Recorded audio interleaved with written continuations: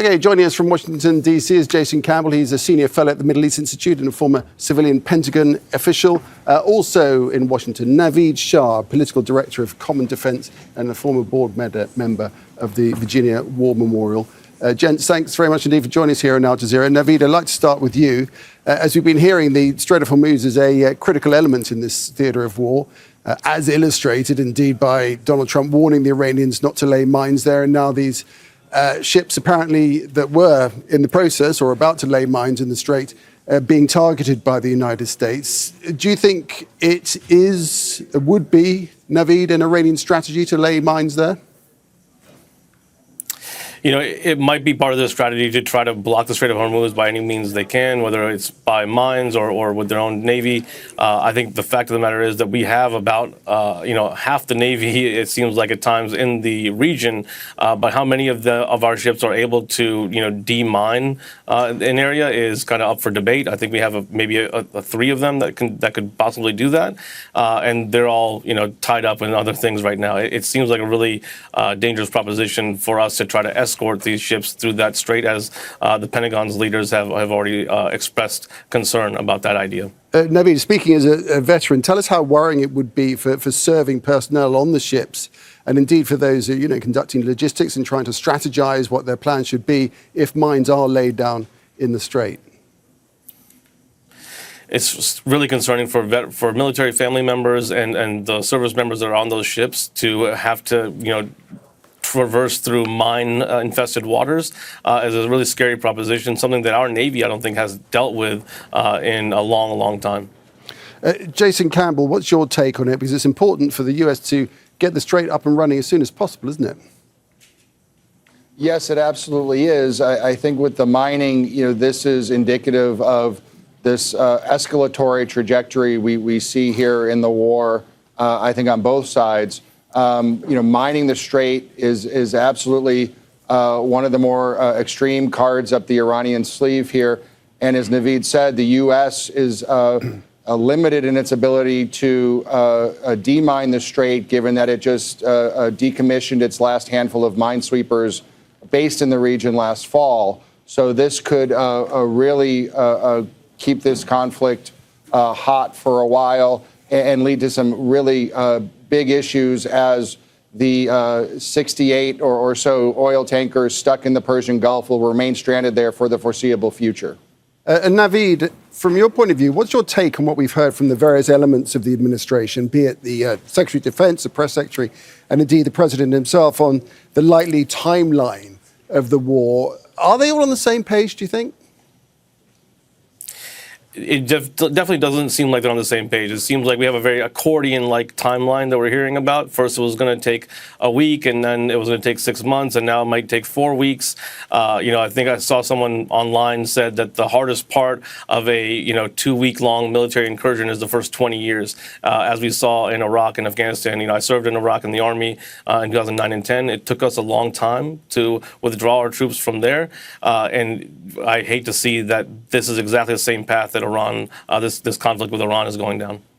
Jason, indeed, has stated U.S. objectives in this war, that they've been fluid, haven't they, to say the least, flowing from eliminating the nuclear threat to the missile threat, to regime change, to unconditional surrender. And now we've been hearing Caroline Leavitt saying that Trump will call an end to it just when he's ready. Is that a coherent strategy from your point of view? Well, that's a great point. And much more than the timeline, be it days or weeks, is what are the strategic objectives you're trying to achieve? And the senior leadership from President Trump on down has tied itself in knots to touch on a number of things, but not commit to any set of objectives. And we saw it just last night in the president's press conference, referring back to the the obliteration of the nuclear program back last June under Midnight Hammer, which, again, supposedly was the justification for, or part of the justification for this most recent war. So until those strategic objectives are laid out comprehensively, the timeline is going to remain elastic. And Jason, also, you have to factor in the Israeli aspect to this and whether or not they're in lockstep with the U.S. That's absolutely right. The insinuation here is that the U.S. will just stop the war potentially declare victory and pull back its resources. What that doesn't account for is, again, Israeli objectives here and what they want to achieve, and what Iran might do should the U.S. decide unilaterally to back away. We don't know that they won't continue to keep striking some of the targets they've been going after now for the last 10 days. Naveed, as I say, you have experience of serving in the theatre of war. Would this apparent lack of coherent objective filter down to the rank and file in the military conducting the war, or would they just be sort of laser focused on whatever their orders are? It's really difficult as a soldier on the ground to stay laser focused on what your orders are when it's not clear what the overarching mission is. Because of the changing targets, because of the changing mission sets, it can be really difficult to understand what your role in this theater of combat is. And then it's harder to stay focused on that. At the same time, family back home are hearing things on the news. They're confused. What this administration has failed to do is make a strong case for this conflict. I don't think they have one. And I think if they did, they should have gone to Congress and gotten approval for this conflict before undertaking it. The president, as commander-in-chief, has a role to play in defense, but offensively, the power to declare war lies with Congress. Jason, do you think, from the point of view of the military calculation that was taken before this war, that were they as prepared as they should have been? It sounds like they didn't factor in the degree of response, this horizontal response, as it's called, from into Gulf nations. I think you're absolutely right. I think the hope at the outset was that the airstrikes across Iran would be sufficient to instigate the street protests we saw last month, or excuse me, back in January, and help to weaken or even topple the regime. And what they've learned is that even though they decapitated it by taking out Ali Khamenei early, is that using air power alone it is much more difficult to get that effect.